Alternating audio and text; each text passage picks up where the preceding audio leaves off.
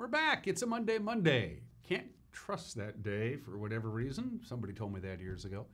27th day of September 2021. I'm Dan Kuntz. We're back at it for another exciting week of local television information, local television entertainment, and just plain local television, or as we like to say in the business, TV.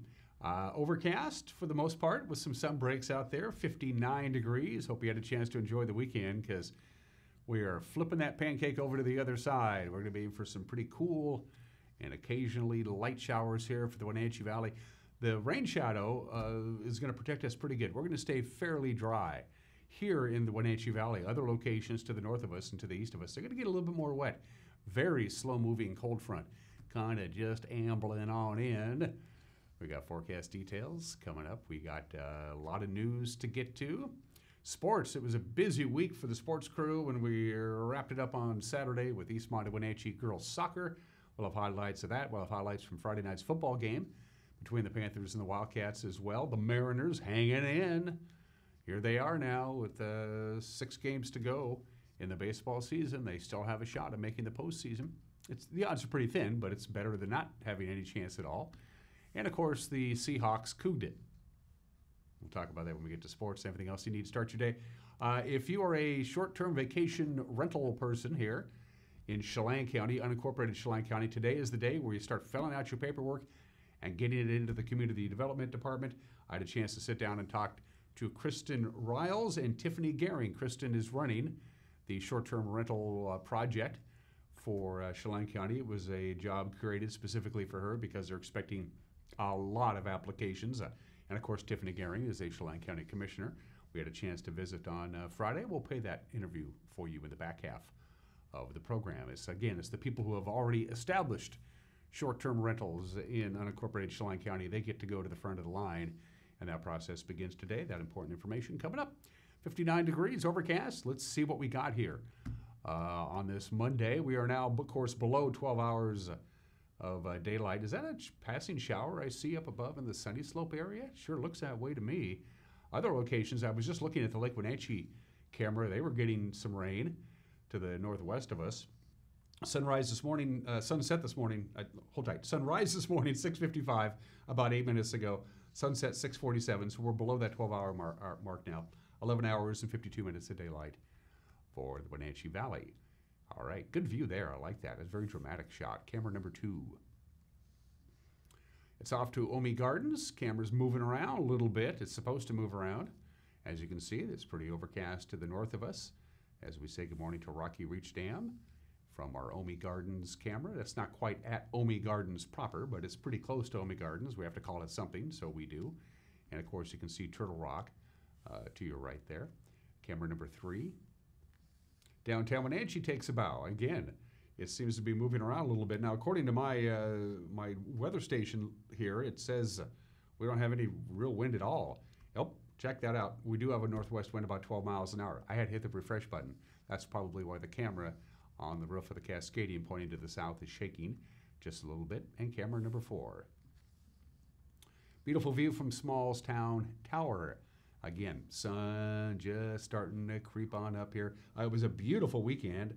We had 78 yesterday, 81 on Saturday, but I think we're pretty much done with the 80s. Yeah, and I don't think we're going to see 80 degrees anymore, as we're just to the last few days of September. Of course, we welcome October on the first day of, October 1st is on Friday. So there you go, some nice views. So what do we have for you? Well, it's going to be wet and it's going to be cool for most of this week, certainly the early part of this week. As I mentioned before, there's a slow-moving weather system that's sliding into the Pacific Northwest. You can see that one little dry spot right by Wenatchee. So we're really not expecting any kind of measurable rain. Most of the heaviest rain is going to be to the far eastern third of the state and up in the northwest or northeast corner of the state, Ponderay County, that kind of area. You're going to get heavier rain, maybe Republic. And as you can see, the rain shadow is going to protect us for the most part. We're still going to get a couple of passing light showers here and there, but nothing really significant. We were thinking when we last got together on Friday that we were going to have a little bit more rain, but that's kind of not going to happen. Most of the rain is going to be coming down to the Puget Sound area, and by the time it hits the Wenatchee Valley, it's going to peter out, but it's going to pick up in intensity and give the Idaho Panhandle a pretty good dose. The one thing we are going to have today is clouds. In fact, we have a satellite image from the National Weather Service, and this is out looking over the northern Pacific Ocean. And as I mentioned, it's a slow-moving cold front, so it's just going to kind of slide in. It's going to knock our temperatures down. It's going to make the sun not hang around much today. We'll see a few sun breaks on Tuesday, and then the clouds will be back on Thursday. But that's what's going on right now as this cold front begins to work its way in to the Pacific Northwest. That's a really cool satellite photo, by the way. I kind of like that. You can see as the day turns to night and then back to day again. All right, so that's what's heading our way, and it's kind of here now. From the National Weather Service, again, we're going to see fairly cloudy skies. As the day progresses, the clouds will be getting thicker and thicker. We'll get up to about 69 degrees. Slight chance of some light rain for the valley, as you saw by that map. Other locations are going to get more rain. Slight chance of rain tonight, 47 for the overnight low. Sunshine on Tuesday, but windy. You saw that system is going to come in. That's really going to pick up the winds on Tuesday. Northwest wind about 5 to 13 miles an hour. Gusts above 20 at times on Tuesday. And then the next passing shower on Thursday. That looks to be our best chance of measurable rain. A little bit warmer, about 70. Our forecast high on Thursday. Normal high this time of the year is 72. And then sunshine and mild temperatures for Friday, Saturday, and Sunday as we say hello to October. So cloudy, light rain today, sunny and breezy on Tuesday. Wednesday, a lot like today. Thursday, the cloudiest and rainiest day of the week. Sunshine returns and it looks good for Friday, Saturday, and Sunday. That's your forecast from the National Weather Service. 7 minutes after the hour, after a quick 1-minute break, we'll have your Monday morning news. You're watching Wake Up Wenatchee Valley on the NCW Live channel.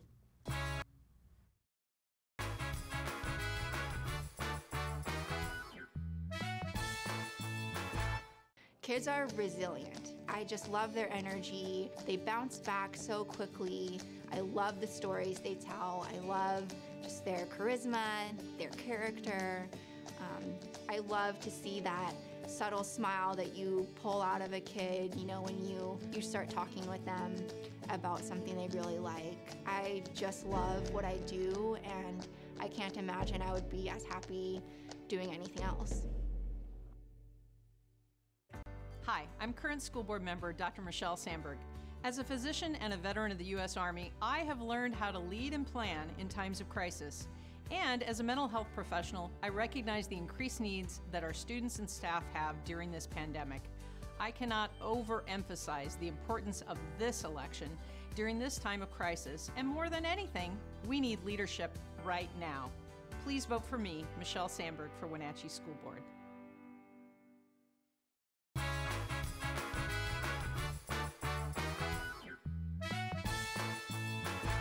8 minutes after the hour, overcast skies, 59 degrees, a passing rain shower here and there in some locations. Other locations in our viewing area aren't going to get any rain at all, but the clouds will be hanging around today. Sunny and windy on Tuesday, more clouds, more rain. Wednesday and Thursday, but a nice weekend coming up if the computer models are in agreement, and it looks like they are. We begin with this story. A Moses Lake man is charged with federal crimes for allegedly filing false unemployment claims and demanding kickbacks while he was an employee with the State Employment Security Department. 47-year-old Reyes de la Cruz III was charged in a 20-count indictment. Now, it alleges that after he was hired at the ESD in April of 2020, he filed unemployment claims using other people's personal information and then had the benefits paid to debit cards that were mailed to addresses in Moses Lake where de la Cruz could retrieve them.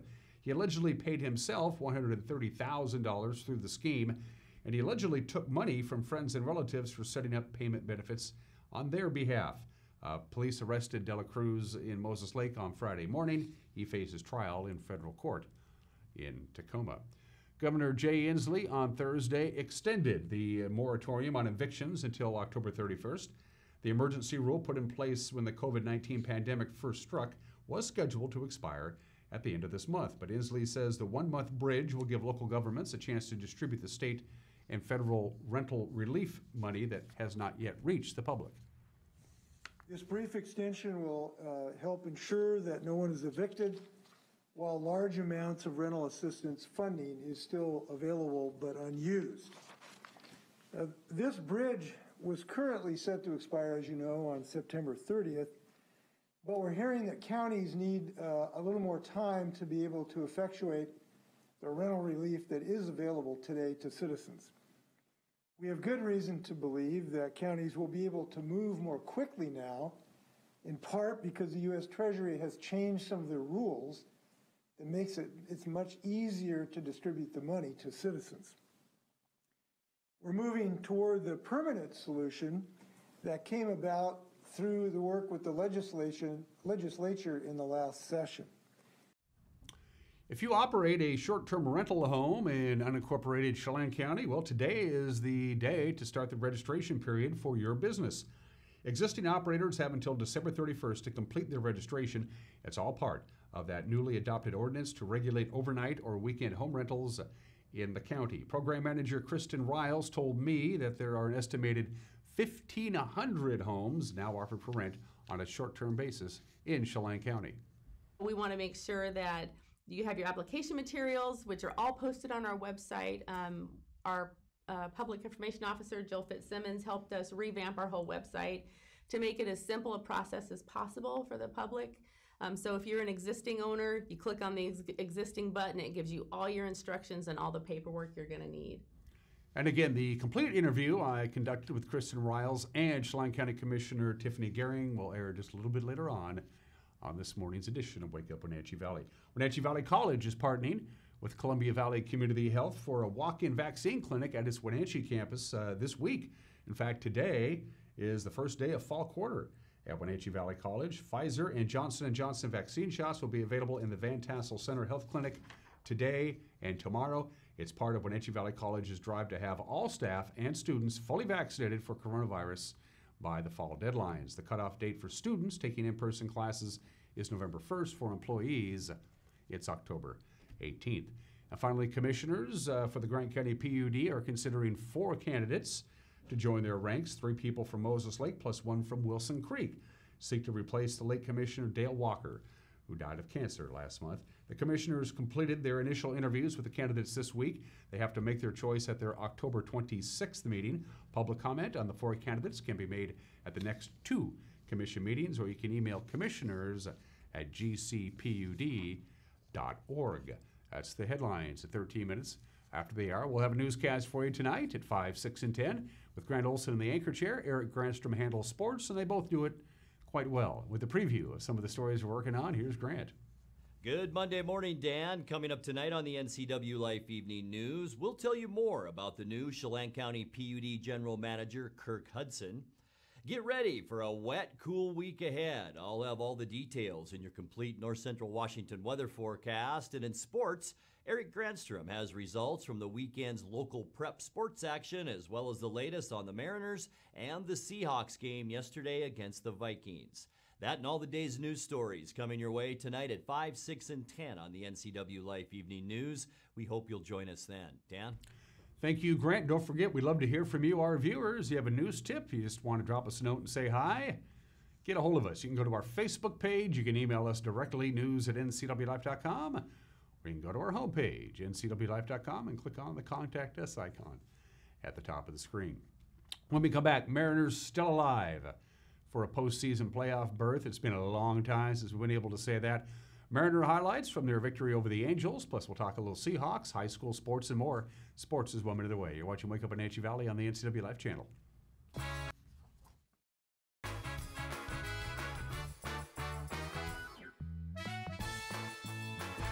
When I was about 16, I got in a relationship. He hit me for the first time in front of his daughter. He physically abused me in front of my children. I couldn't do it no more. Sage was there for me when I needed them. I didn't hear a lecture from them. I didn't hear anything, but just acceptance. And that's what I needed at the time. And they help you with everything that you need to move on in life and heal. I'm here at the Discovery Center at Rocky Reach Dam, where there's a ton of cool stuff to do. You can learn how the dam harnesses the power of the Columbia, walk inside a Native American Tule Lodge, and steer clear of disaster on the Rock Island Rapids. You can check out the new fish viewing space and even stare a salmon right in the eye. Explore all this and more at Chelan County PUD's brand new Discovery Center at Rocky Reach Dam, now open year-round.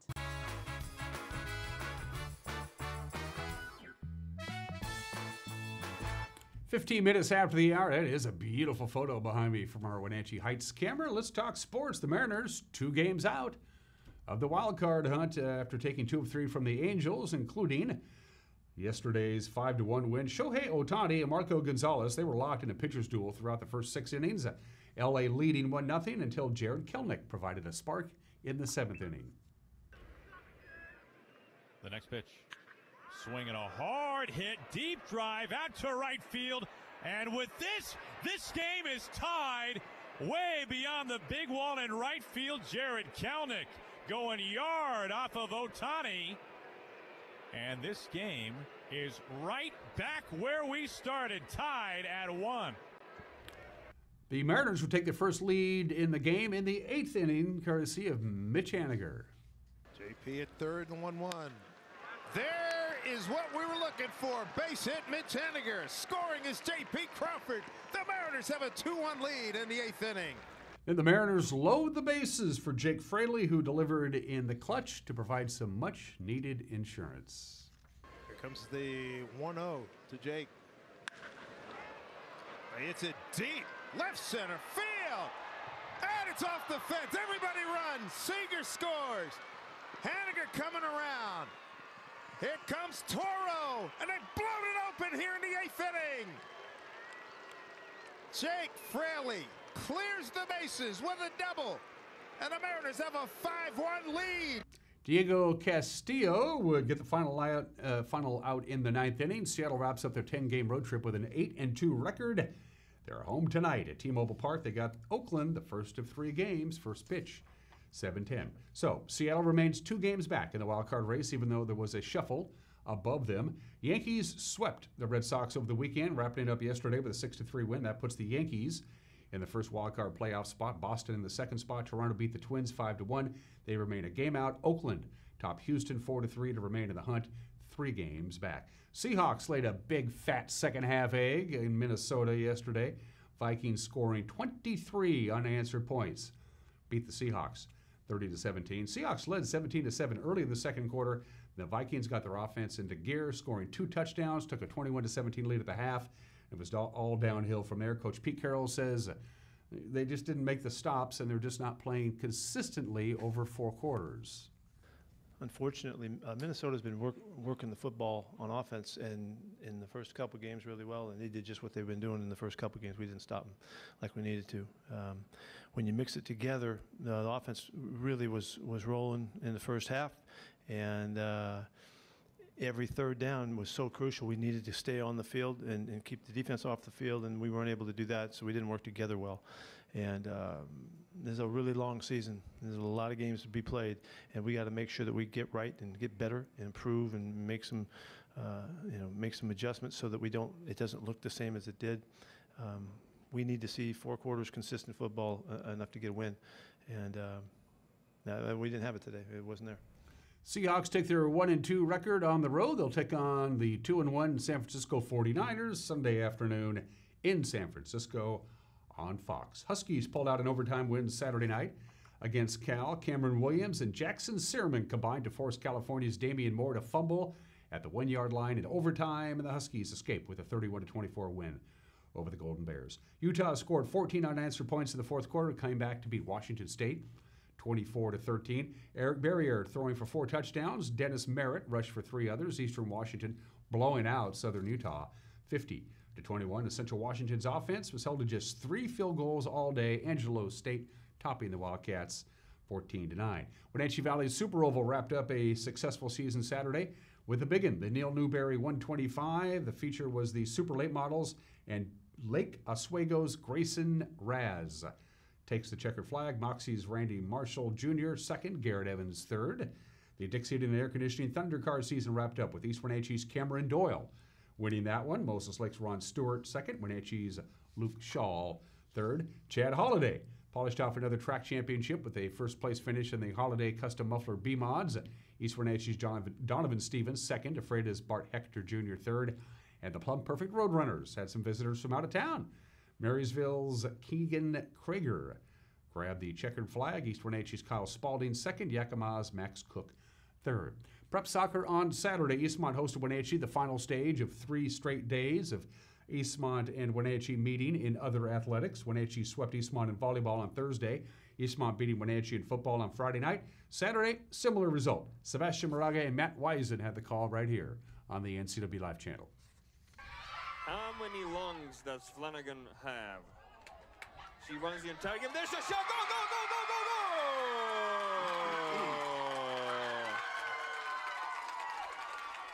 Eastmont takes the lead on a brilliant header.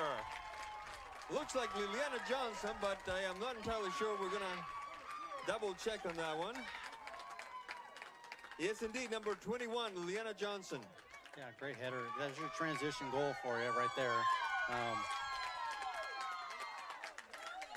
Getting down the field and early cross in. Just too many players in the back post for Wenatchee to mark. Miss Tigner just watches it sail by, and there's the whistle that seals it up for Eastmont. A 1-0 victory over their arch rivals from across the river, the Wenatchee Panthers. Eastmont remains undefeated with the victory. Other prep soccer girls action over the weekend on Saturday specifically. Kashmir beating Okanagan 7-1. Quincy edged Lakeside at a 9 Mile Falls 4-3. Bridgeport topped Brewster on the pitch 2-1. We'll have more soccer coverage tomorrow night. Wenatchee will host Davis at Liebhoff Field at the Apple Bowl. Sebastian and Matt will have the coverage beginning at 6:45 right here on the NCW Live channel. Of course, we were there on Friday night at Wildcat Stadium. Eastmont hosting Wenatchee in football. The Panthers held a 3-0 lead late into the third quarter, but then the Wildcats finally found the end zone, and after that it was all Eastmont from there. Eric Granstrom and Grant Olson had the call on the NCW Live channel. The stadium tonight. Low snap. The snap was down. The kick away, and it's good. Our first points of the Bridge of Sportsmanship is a 30-yard field goal by Wenatchee, and the Panthers lead it 3-0 on a 30-yard field goal back in the second quarter. Turn, handoff. Peterson bounces off of one man, keeps it going to the 45-50. He's going to run away from everybody and take it all the way to the end zone for a touchdown. 66 yards, the magic number, and Eastmont takes the lead in the Bridge of Sportsmanship. It out to the outside, and he was gone. So that didn't take long, as momentum has certainly swung in favor of the home team here tonight, the Bridge of Sportsmanship. 14-3 our score now after the 34-yard touchdown run by Austin Ruffins. Eastmont driving deep in Wenatchee territory. Got to hang on to the football here if you're the Wildcats. Gale, turn, handoff, Corona cuts it back at the 5, still driving his feet, leaning into the end zone, touchdown Eastmont. Yes, he did. Second down and 9. Handoff. Peterson nearly lost the ball. Excuse me, it's not Peterson wrapping around the left side. Still scampering. Colby King will get into the end zone. Touchdown Eastmont. 20-yard run. First carry of the ball game too, Eric. Handoff right. He took it back left, bounced it around the left side, and there was nobody home. And Gale will take a knee. And the Eastmont Wildcats will celebrate as they come towards the near sideline. And this has become a constant refrain over the past 6 meetings between these two clubs, 5 of which for the Bridge of Sportsmanship. And the Eastmont Wildcats will retain the trophy right here at Eastmont High School. Again, the final score is Eastmont 28, Wenatchee 3. Another Big Nine action from over the weekend. Let's see, Moses Lake clobbered Eisenhower 56-7. Davis stopped East Valley 21-6, and Sunnyside beat West Valley in a barn burner 41-35. Caribou Trail League on Friday. Cascade had its game at Granite Falls canceled. Okanagan took care of Kashmir 49-15. Toppenish topped Quincy 21-13. And B League football on Friday. Soap Lake bobbed Bridgeport 60-24. Brewster's game at Chi B canceled. Manson shut out Priest River 14-0, and a Liberty Bell beat Waterville Mansfield 41-24. Not to be forgotten, the Seattle Kraken took to the ice for the very first time in franchise history last night in Spokane, an exhibition game against Vancouver. It was kind of a playoff atmosphere. Then a preseason game, fans packing Spokane's Veterans Memorial Arena. The Canucks got off to an early 2-0 lead, but Seattle scored 3 goals in the second period to take the lead. The Kraken went on for the 5-3 win. Riley Sheehan gets the honors of scoring the first goal in Kraken history. The 3-rink rush continues Friday. They'll be in Everett when they take on Edmonton. The regular season, by the way, gets underway October 12th in Las Vegas. The Kraken will play their very first home game at the Climate Pledge Arena against Vancouver on October 23rd. And those are just some of the games that people are playing on this Monday, the 27th day of October. I try to avoid food-related obscure holidays, but sometimes that's all I got. So today is corned beef hash day. Not a lot of restaurants serve corned beef hash. It was extremely popular in the years during World War II and immediately after World War II. Meat was being rationed, and so they would take, of course, I think as you know by now, corned beef hash it lasts a lot longer because they put the salt in there and it dries the meat out. It takes all the bacteria out, so the meat can store for long periods of time. And when fresh meat was rationed during the war, corned meat was more readily available. Hormel, not surprisingly, claims that it introduced corned beef hash to this country. That's probably not true. They're reading something along the lines of corned beef hash back in the day, but not a lot of restaurants even serve it much anymore. They still have what they call hash joints on the East Coast, which is basically cheap restaurants who serve cheap food, and corned beef hash, again, is not particularly expensive to make, so they still have them. Hash joints is what they call them. Corned beef hash, it looks okay. It tastes okay. It doesn't look necessarily appetizing. Anyway, corned beef hash. Have some today. 27 minutes after the hour. Today in history. The very first Ford Model T began to run off the production lines at the Ford plant on Paquette Avenue in Detroit, Michigan. The Model T started rolling off the assembly line September 27, 1908. The Model T, of course, at the end of the 20th century was named the most influential car ever. For good reason. It made the automobile affordable to the masses. The Model T, the car that changed America, first began to roll off the assembly line 113 years ago today at that historic automobile plant in Detroit. A major league first baseman, on average, or even a minor league first baseman, if you have a 9-inning baseball game, 27 outs, the first baseman, on average, will handle the baseball about 10 to 11 times per game. You're the first baseman. So when they ground out to any of the infields, he's going to be catching the ball, or he's going to be fielding the ball as a first baseman, or he's going to be catching pop flies, or he's going to assist in a double play, anything along those lines.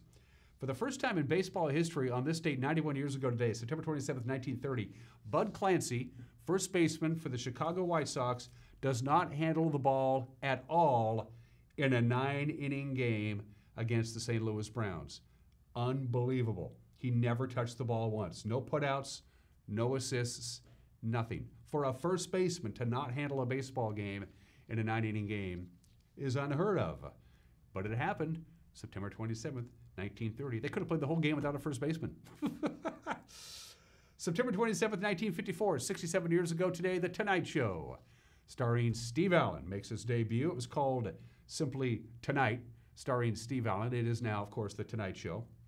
Steve Allen was the original host from 1954 to 1957. Jack Barr took over. He hosted The Tonight Show from 1957 to 1962. Johnny Carson's 30-year reign as the king of late night from 1962 to 1992. He was replaced by Jay Leno from 1992 to 2009. Then Conan O'Brien took over. He had the gig for 6 months. Conan O'Brien really got it from NBC. And they went back to Jay Leno from 2010 to 2014, and Jimmy Fallon has been hosting The Tonight Show since 2014. The Tonight Show made its nationwide debut 67 years ago today. And happy birthday, Google. Google retroactively claims that this is their birthday, September 27th, 1998. So take it with whatever grain of salt that you wish, but Google says they're 23 years old today. Google is they don't even call them search engines anymore. You just Google it. It's become a noun and a verb. That's impressive. Bottom of the hour birthdays. Sam Ervin, the North Carolina senator, of course, burst on the public. He was in the Senate a long time, but the way he handled the Watergate hearings, the Senate hearings during the Watergate affair in the early 1970s made him a household name because he ran it with aplomb and with good humor. He even made a record. Sam Ervin made a record in 1974. I know, I have a copy of it. Sam Ervin, the legendary senator born in this state in 1896, died at the age of 88 in 1985. William Conrad, the original radio voice of Marshal Matt Dillon in Gunsmoke. And then when Gunsmoke went to TV, they took one look at William Conrad and they said, we can't have a short, fat guy playing Marshal Dillon, so they gave it to James Arness, who was neither short nor fat. He was the narrator of the Rocky and Bullwinkle cartoons. He was the narrator of The Fugitive. Of course, he was in canon, and best known for his mellifluous speaking voice. William Conrad, born in the state in 1920. We lost him a number of years ago. And the greatest third baseman in Major League Baseball history, Mike Schmidt, is 72 years old today. By far the best third baseman ever in Major League Baseball.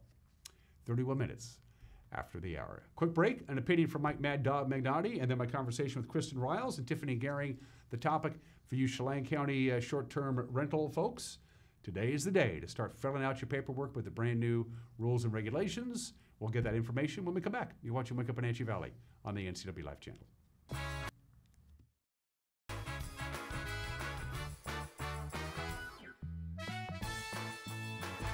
Few things strike fear in the human heart, like the possibility of a rattlesnake bite.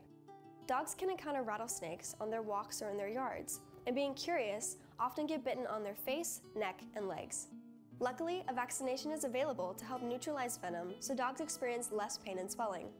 Even if your dog has received a vaccine, you still need to seek immediate help.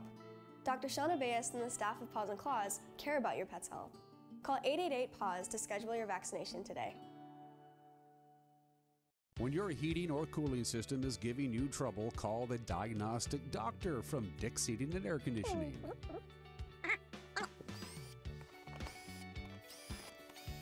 Here's the culprit right here. All joking aside, when you call Dick's, you're calling 35 years of experience at customer service right here in the Wenatchee Valley. Dick's strongly believes in repairing before replacing, and they service all major brands of HVAC units. Crystal's Restaurant and Lounge in Leavenworth has a warm environment to enhance your dining experience. Serving breakfast, lunch, and dinner 7 days a week. Crystal's Intimate Lounge is a wonderful place to relax and dine with beautiful views of the mountains. Do you have a special occasion coming up? Call Crystal's to reserve their event space. Whether your event is grand, intimate, or casual, Crystal's provides unforgettable food and superb service. Crystal's Restaurant and Lounge, proud to be serving fabulous food and drinks. Hey everyone, Fletcher and Amy Ellington here from Live It Up. In the investment world, ROI stands for Return on Investment. Well, how does better health, better wealth, and better relationships sound for ROI? Join us every week right here on NCW Life and learn how to invest in the most important asset, you. We're going to answer your questions and provide some weekly inspiration so you can create a life that you love. Join us on Live It Up. 911, what is the address of your emergency? Yes, it's me. It's my husband. I think is there something the matter with him? It was a feeling that I'll never forget, like being able to meet them and know that he survived. Okay, tell me what's happening. Is he conscious? No, he's not. He's not. Okay, take a deep breath for me. I'm getting you help. Rivercom means to me that I still have my husband here with me. They're the ones that guided me through saving his life.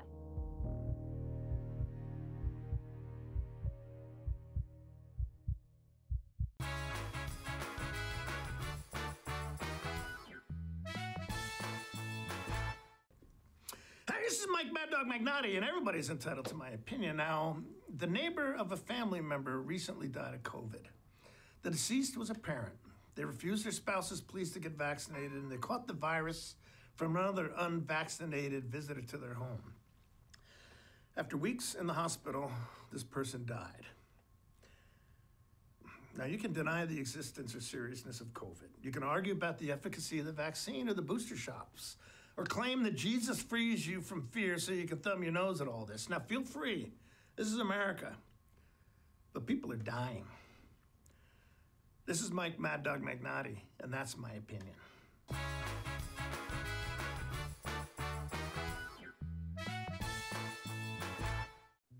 Stay active and independent for life. SAIL is an evidence-based strength, balance, and fitness program. The exercises in a sail class have been packaged into a formal regimen focusing on 4 key areas important to the health and fitness of mature participants: low-impact cardiovascular, balance work, strength training, and stretching. Sail classes are designed for people of all fitness levels and can be done sitting or standing. Join us for sail on the NCW Life channel. Check your listing for days and times. Tipsy Canyon Winery has become the place to go for fine wine and unbelievable views of the Chelan Valley. And now there's even more to enjoy.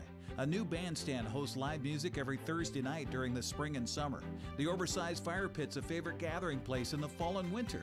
Tipsy Canyon has become a year-round destination for wine lovers.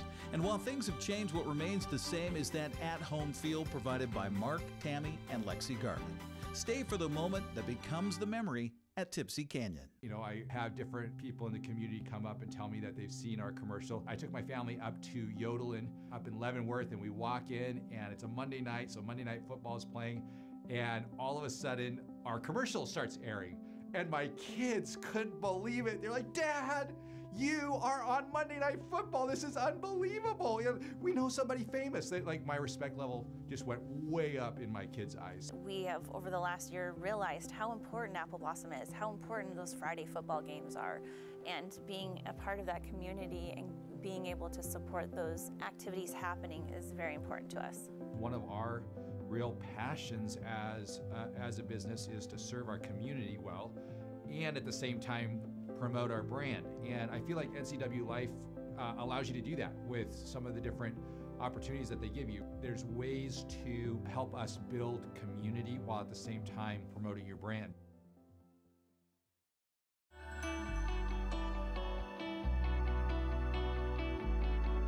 Hello, North Central Washington. I'm Dave Tosh, Executive Director, Wenatchee Valley Senior Activity Center, and I'm excited to announce a new variety show entitled Vibrant Living, brought to you by the Senior Center, and I think you'll find it educational, informative, and a lot of fun. Join us for the new program, Vibrant Living. At Washington Trust Bank, can't is a 4-letter word. I think we should hire more people. Doc, I'm late for a meeting. I'm thinking of starting my own practice. Do it. Too much capital. We need a warehouse. I can't imagine how we do that. We should knock that wall down and expand. Do it.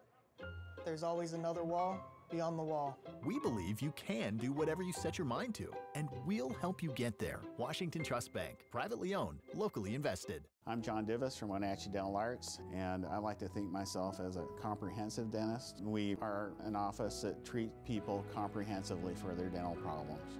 We do a lot of general dentistry in a broad sense. We don't send everything out. Things that we have the ability to do in the office, we like to keep in the office and under one roof and keep things as complication-free as possible. You can come to one place and have all their dental needs taken care of.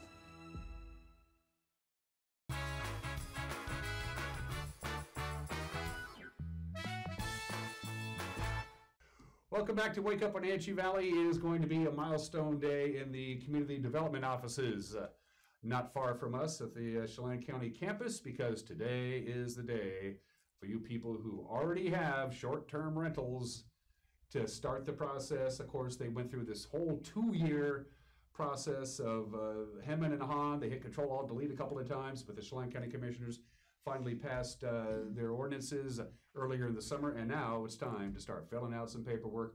Ladies, introduce yourself to our television family, please. I'm Commissioner Tiffany Gering. And I am Kirsten Ryles. I am the Short-Term Rental Division Manager.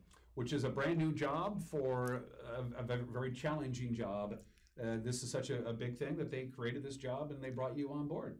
Yeah, it is. It's a brand new position to work with the code. That we developed a whole new division for the processing of applications and answering questions and code enforcement.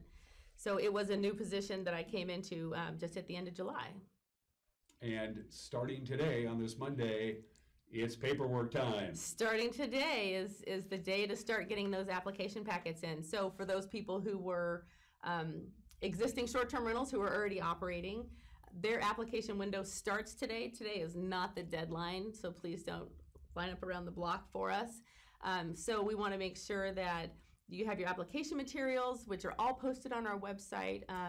Our Public Information Officer, Jill Fitzsimmons, helped us revamp our whole website to make it as simple a process as possible for the public. So if you're an existing owner, you click on the existing button, it gives you all your instructions and all the paperwork you're gonna need. You and Kevin and Bob had to do a lot of work to get this thing hemmed out, didn't it? I mean, this was a challenge, and you're new to the board, so to speak. This was quite a challenge right out of the box. You were thrown right into the fire, weren't you? Oh, absolutely. Trial by fire, and I'm still here, so that's a good thing. But yeah, it was definitely challenging to come into a code that was already created and just needed some tweaks. And I think that we finally got to a place where most people can live with it. Neither side is happy. But neither side is ever going to be happy. Right. That's part and parcel it's like of a divorce. The job, exactly. Yes. So I think it's a workable code, and I'm excited to see how things are going to go. You know, there's, like Kirsten said, there's no rush for people to apply. If you've been a short-term rental already, you know, there's not a certain limit that you're out if you don't make it in time. So it's really important that people don't panic.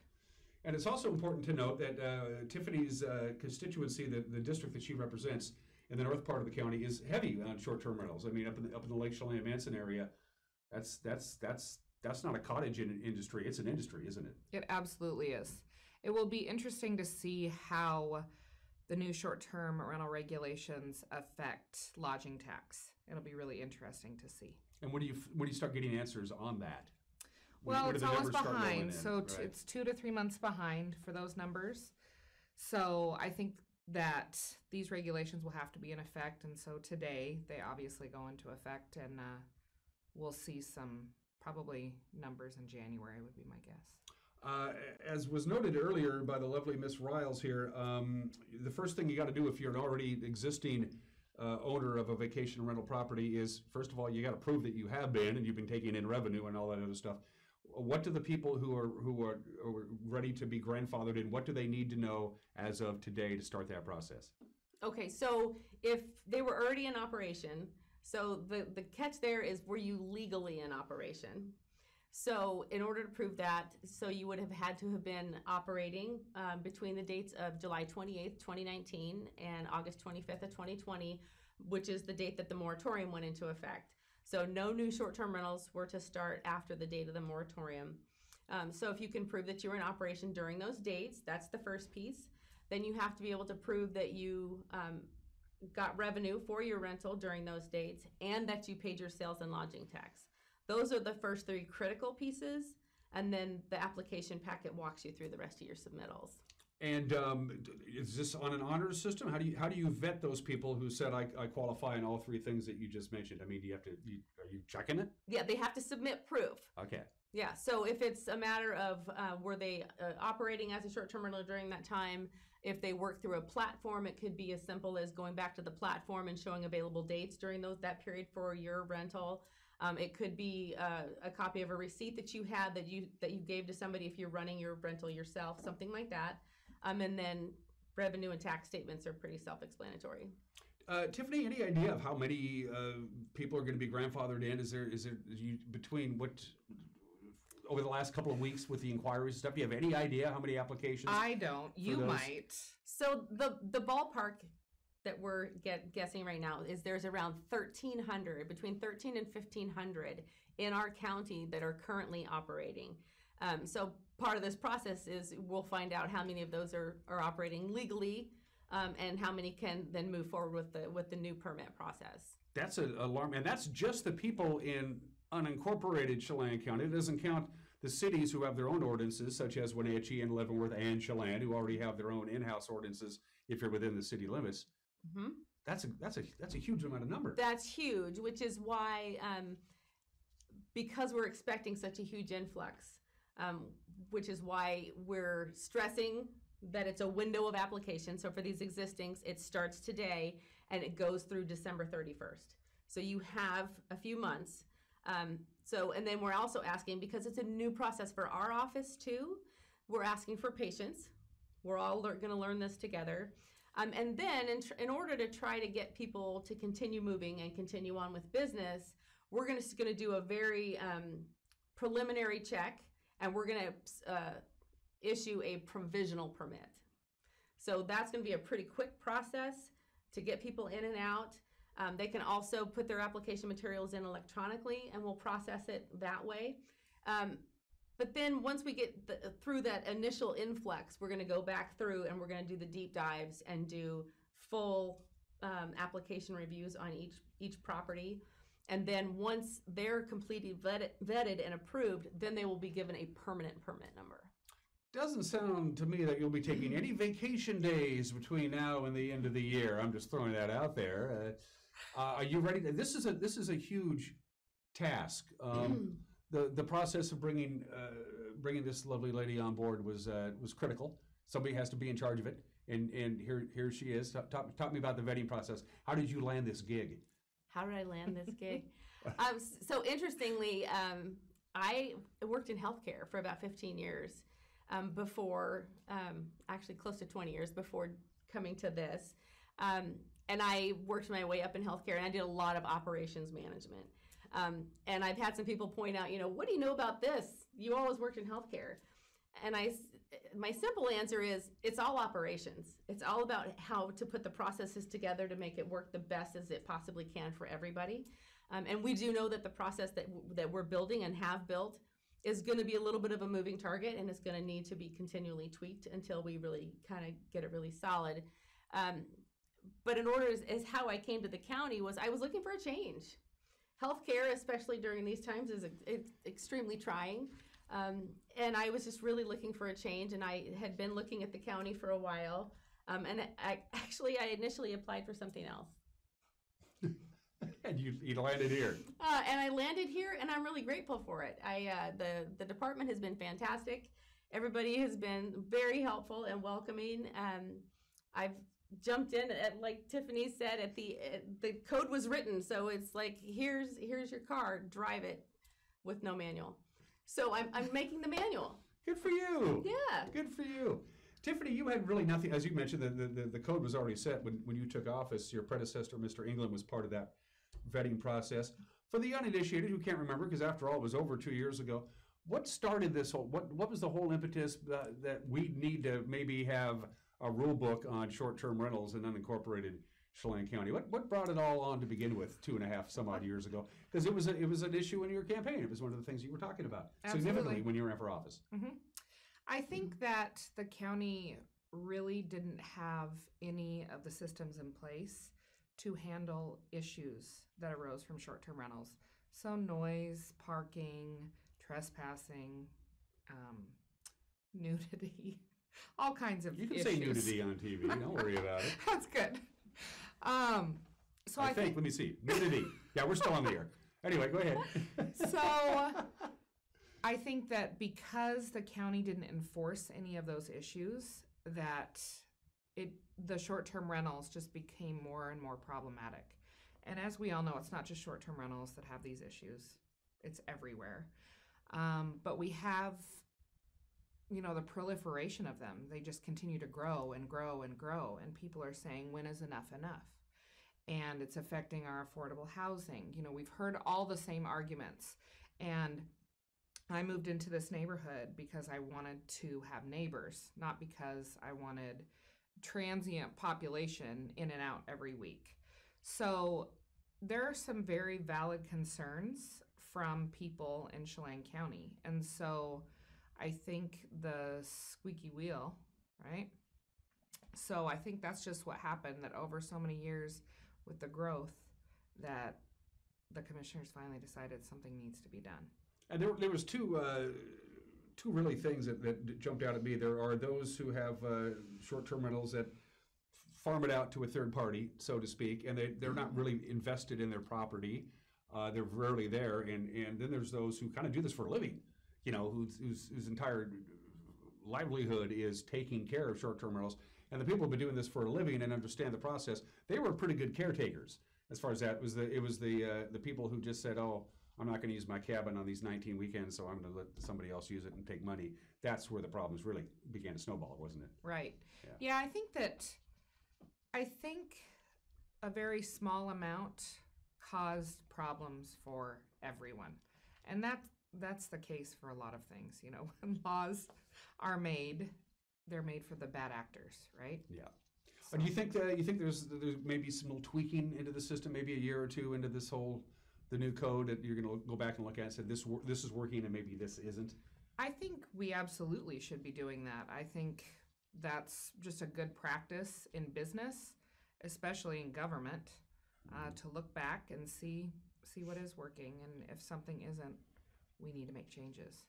Once again, this is the people who we're talking about are people who already have been doing the short-term rentals for however long. The period, as she mentioned already, is if you were doing them between July 28th of 2019 to August 25th of 2020, that's when the moratorium began.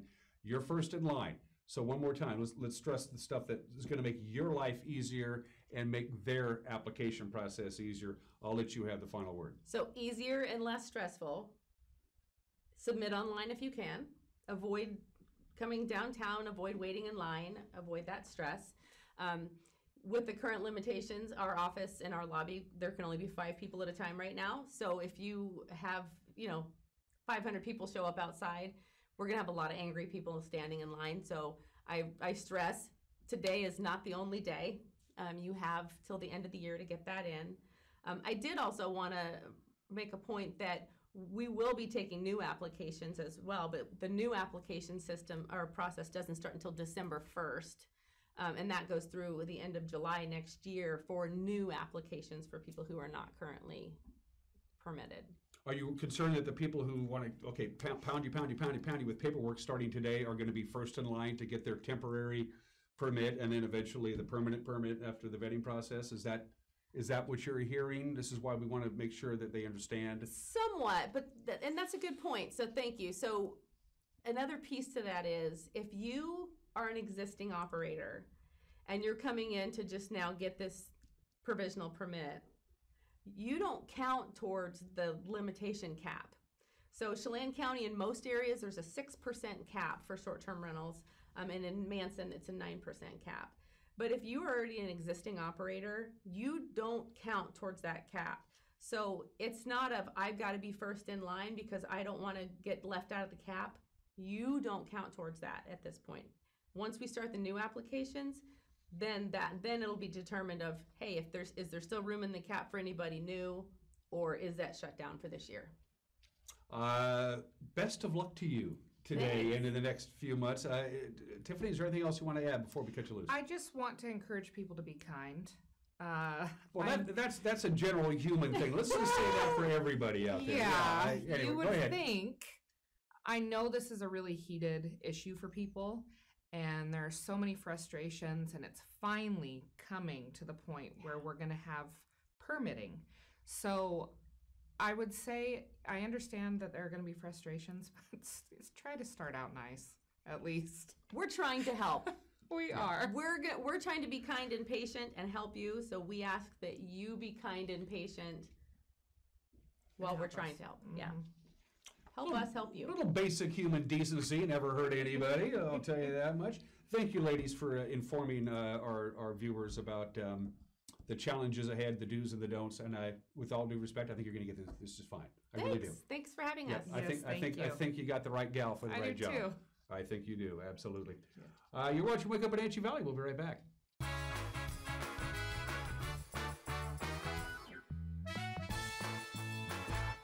I'm here at the Discovery Center at Rocky Reach Dam, where there's a ton of cool stuff to do.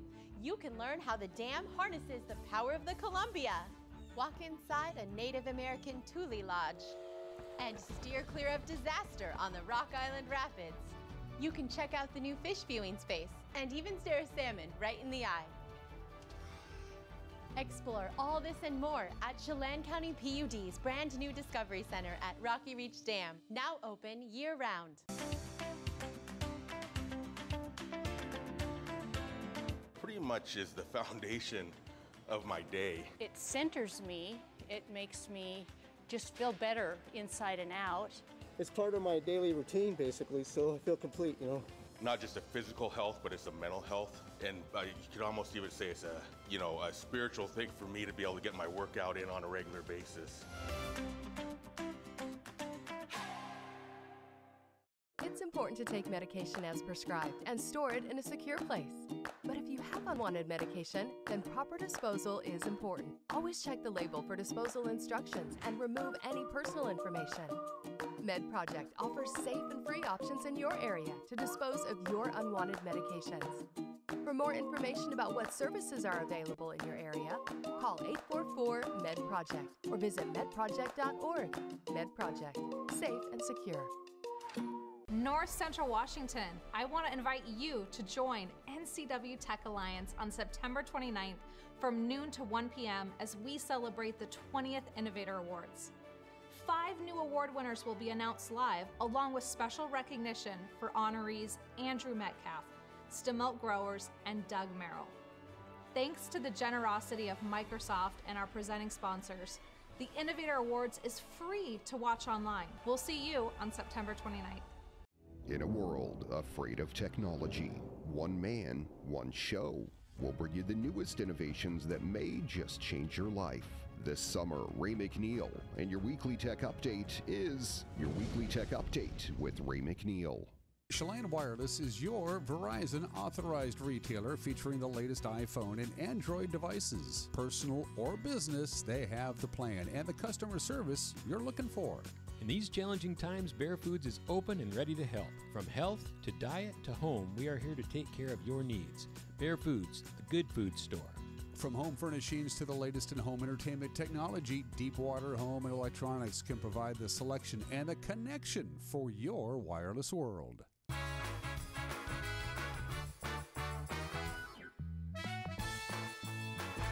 Before we wrap up this Monday edition of Wake Up Wenatchee Valley on this 27th day of September, we have a couple of minutes, so thought maybe we'd do one more little tour around North Central Washington with our cameras, courtesy of Localtel's Sky-Fi high-speed wireless setup. We got cameras all over the place, including there. That's a cool view. That's the Aniat River Valley to our left, so I want to say that's probably the Waterville camera, maybe Hose Landing? That's Hose Landing, okay.